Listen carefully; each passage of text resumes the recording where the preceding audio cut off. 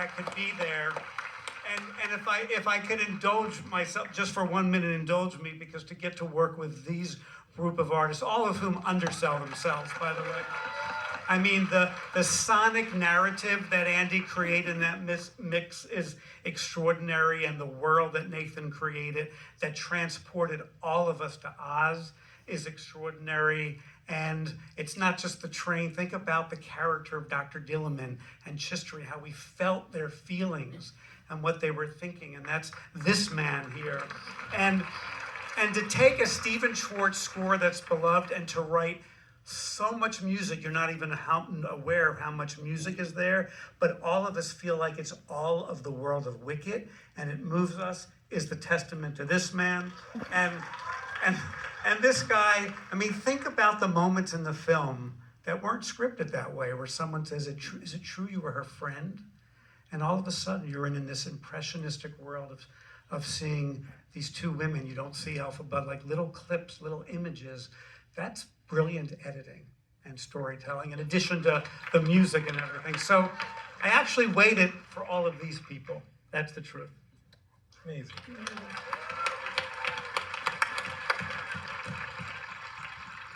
And you were waiting for me to moderate when that came out. Thank you. I know you forgot, it's fine. Miss Grande. So I have to, you get it out. It's easy to say, and I'm guilty of this, it's easy to say that this is the role you were born to play. It's easy to say that you're so hilarious in the film. But if you're a Wicked head like I am, then when you listen to No One Mourns the Wicked, there is some lifting being done in that scene. And from the opening shot, I was like, this is different. This is not, you don't get to see this on Broadway. You don't get to see this type of acting. Aside from building your own bubble at home to really, learn how to do everything. How did you know? What did you do to prepare for Glinda, aside from being a little kid and watching Wicked and knowing you wanted to do it? Well, I've loved Wicked for 22 years. I got to see the original Broadway cast. I know what heaven looks like too. I've seen it, it's lovely. But there's a huge difference between being a fan of something and having to become it. Loving Wicked, loving the songs, and having to actually feel them, live them, and assign your own feelings to them and become them. So it's quite a journey, I really wanted to get to know Glinda beneath the comedy, because I'm a firm believer in the comedy will only play if it just is the truth, and if you're just telling the truth. So finding what's beneath the surface for her, that grief in No One Mourns the Wicked is a really complicated thing. Her best friend, her only real friend, Glinda's had a lot of friends, she's very popular. But, the first time she ever has a real friend is after the Ozdas Ballroom. That's the first time in her privileged, fluffy life that someone's ever held up the mirror and invited her to access that part of her that's really, truly, deeply good, and that's the first time she's ever had that kind of friendship. So in a way, we're each other's only true friend. So she's processing that loss, and it has a lot attached to it. There's sadness, of course, there's disappointment, because I think a part of Glinda really wishes she could have stayed, even though I support her in Defying Gravity. When she flies away on the broom, it's like, I tie the cape on her because I love her and I accept her. And that's my way of saying I love you. You've got this. But there's disappointment that she didn't say, that she didn't stay. There's also guilt, because I feel complicit in the fact that this character, this Wicked Witch of the West, has become what it is because I was a part of it. I was complicit. And, there's just so much wrapped up into it. So it's just kind of learning what those pieces are for her and learning how to keep them at bay, because she's performing for the Munchkins. And while she's the lyrics are trying to get them to consider how the human element of wickedness was thrust upon her. It did happen to her. She can't really fully let them in, so it's finding that balance. How I wish I could be honest with them, and how can I let them in just enough so that they could consider that she was good and this happened to her, and she was a product of what happened. And I don't know, it's just sort of really living as these women and finding finding all of those feelings and then kind of smiling through it and figuring it out. And then, you know, the high E's and whatever, you have to not think about that part so that you can just be thinking about what's happening. What was the question? I've been here, how long was it? Preparation. 7 minutes. So, oh yeah, so that. Yeah, it worked.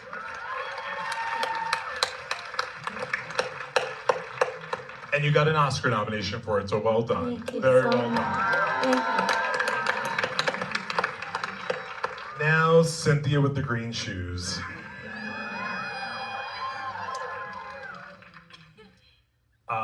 Ozdust Ballroom. I'm the awards editor, so I look at life in terms of Oscar clips. I'm like, what clip plays during the show that I can be like, this is why they're nominated, this is why they could win, or whatever.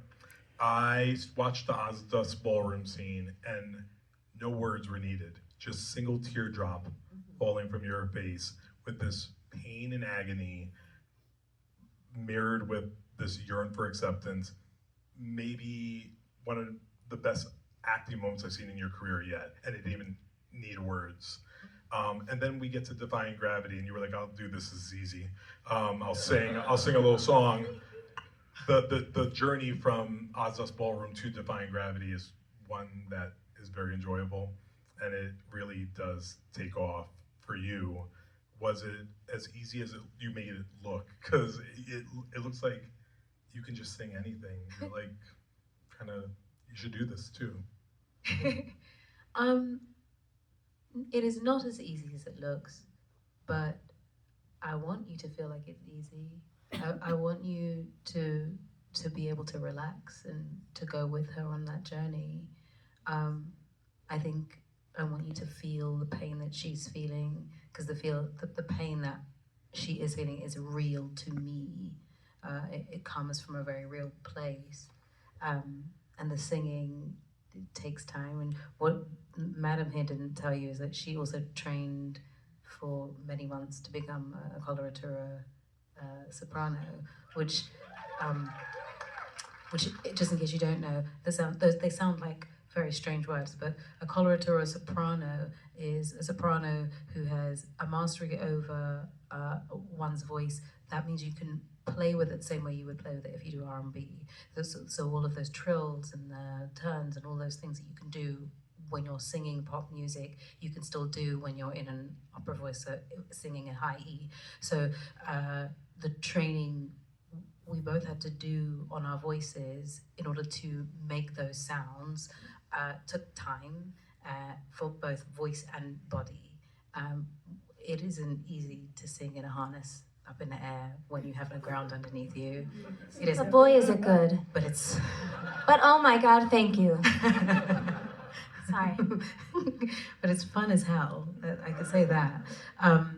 But I think that those things don't permeate if you don't go through the hard work, you know?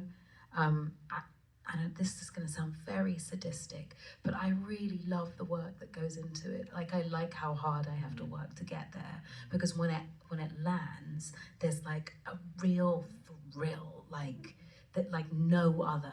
There is nothing like being able to do a freaking loop-de-loop in the air and still be able to land and sing the end of Defying Gravity. There's nothing like it. And so I no, it is not easy, but I didn't want it to be, and I really loved being able to do that work to get to the end of this. And these women deserve work. The women that we play deserve our all. And so we threw ourselves into it, whether it's a 2 a.m. wake-up call, a 5 a.m. makeup call, a workout for 2 hours, and literally I would send her voice notes of the sound of my treadmill, which she has saved. I know she has them. And she would send me voice notes, and I would hear her on her treadmill. You know, we were working, or she's just coming out of Pilates, or like this is the constant thing that we would do to make sure that both mind, body, and soul were ready to play these characters, and it really was a physical and vocal job for us to go through. But why else would we not? Why would we not? This is, you know, it calls for it.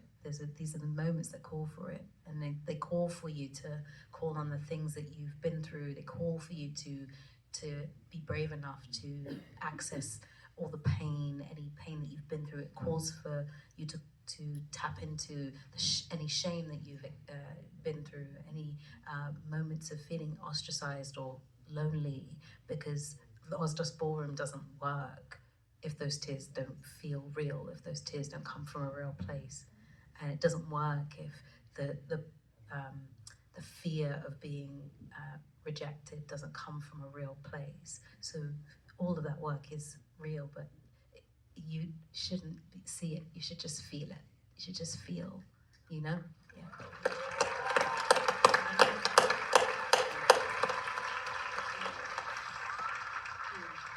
So go train to do some notes, and that's it. I have one last question, and whoever wants to take this.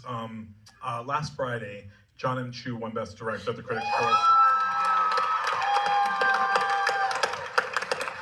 The best thing ever. It was the best thing ever. However, he's let it go to his head. He's not here today. So I would like someone to say something very nice about John Chu and what it's like to work with a guy who just loves movies. And that's not always a given from directors, but the dude really, really loves fucking movies. Like, he really does. And he pours his heart into everything.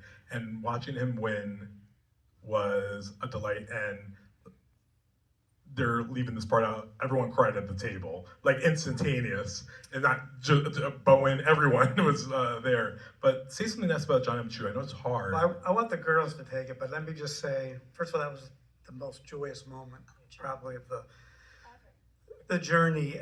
You know, for me, it was always going to be hard to give over to someone's dream of something that had been in my head for so long, and from the moment I met John, not just the love of movies, which is very real,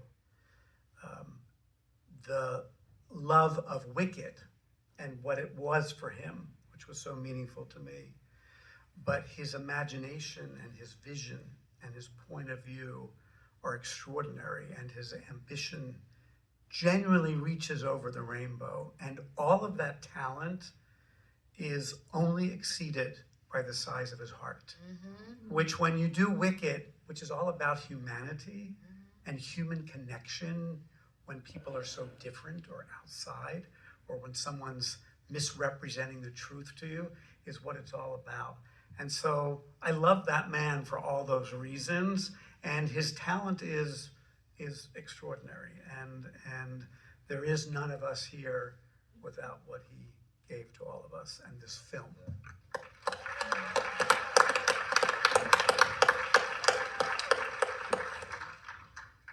I mean, just to add on, I mean, the size of his heart, the way he is, but the way he leads a set, I feel like he's the only person in the entire world that could have made something of this scale feel like we were all little students making a student film together. Like, it felt like we were just making something quiet and tiny and intimate and safe and warm, and he treats every single person he encounters with such respect and patience and care, and the same thoughtfulness that you feel woven throughout every single frame of this film. That's how he thinks about people. That's how he treats his crew. He creates the warmest set and most incredible environment. It's like we shot 160 days and we rehearsed for 3 months before it, right? And Yes. I there were We shut down for a strike in the middle. Yes. Came back again? Yep. And there was never, I can't think of a time I saw him anything but grateful, motivated, excited, happy, grateful, kind, patient. And it's just, he reminds me of my grandfather in that way, actually. Which, I mean, he was the best person in the world, but just that respect and kindness. Love him so much, sorry. Yeah. And also, just the hardest worker and the best at what he does, but yeah. Let me tell you something. I just have to be really, really real with you all. There is not a man in the world who can balance what it is to be a kind human being with being a kind director. Two very different things. Because your director needs to get this piece done. We need to get work done, right? But when you can be on a set, still feel like you are deeply seen and appreciated and loved whilst you're doing this work, when you can come off set and still feel seen, appreciated, and loved, that is an impossible bridge to cross. I remember when we were on the set, I was so ill, I think it was like a week or something, and I got to my house and there was a Tupperware box of soup that he had made. And it wasn't just any soup. I remember it was tom yum soup without onion or garlic. And I say that onion and because garlic. I hate onion and garlic. Hates. Understand? Can I tell them So the it defying wasn't, gravity? huh? We have to tell them the defying gravity story. We will tell. And I say this, and I know it sounds hilarious, but I say this because that man thought enough of me to make something that he knew I could actually eat when I was ill. And then I got to set, and the place was provided for me to be able to get in a harness and sing Defying Gravity. And at no point did I ever feel like I was on that set alone, that I was flying alone. It felt like he was flying right beside me every single time. He will hype you up like he's like your best friend. Like he is the only person in the room, and if you get it wrong, it doesn't matter because we're all just playing. We're just having fun. But still, the shots will be done by the end of the day. And you will not regret anything you have done. And you will go home feeling you have achieved the biggest things and be ready to come back the next day. It's really hard to do a movie like this. And I don't know if anyone realizes that thing is massive. Do you know how like this could have been bad. Let's be real. This could have been bad. And we're all sitting watching this because we love it. And do you know why? Because John Chu put his stamp on it because he loves it just as much as we do. The reason we're sitting here, the reason we're all here, the reason why we are here is because that man was at the top of the hill making sure that everyone was safe enough to come up the hill with him. That's why.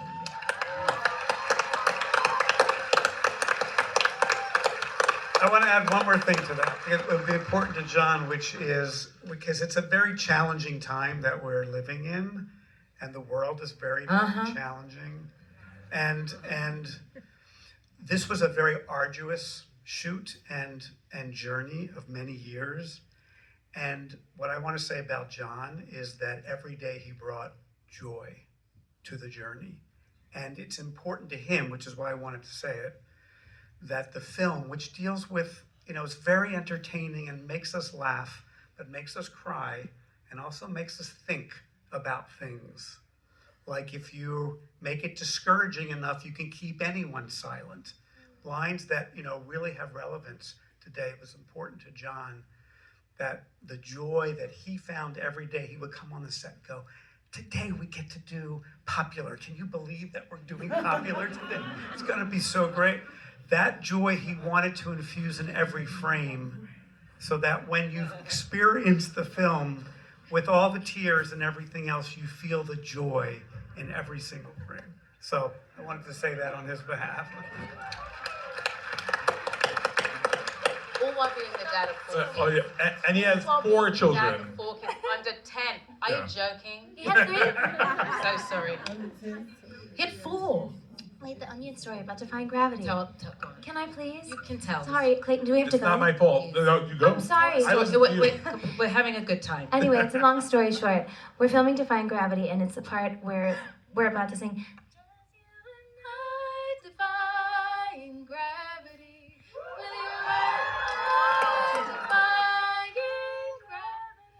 And Never bring us down. And 2 things happened right before that shot. Right before that shot, we had broken for lunch, and for some reason, the lunch that day had so many onions in it. And Cynthia was like having a heart attack, and also the steamer had burnt my butt cheek when my skirt was being fixed. Literal imprints. So just know next time that you see the broom shot and we're singing that moment together. I'm suffering through smelling so many onions. We come back from lunch and she goes, "What is this, an onion farm?"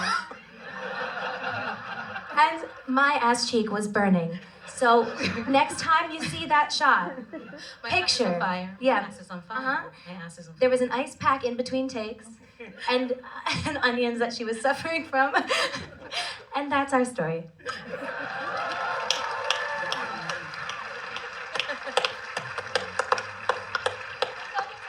Wow.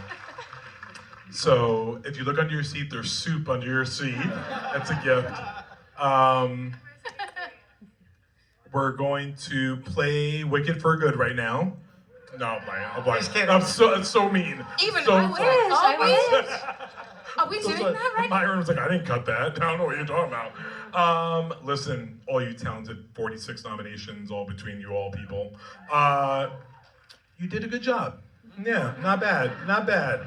You know, we look forward to the sequel, the completion of the story, and we look forward to some good news over the next few weeks at several award shows. So, one last time, the cast and crew of Wicked. Thank you, Clayton. Thank you for coming, and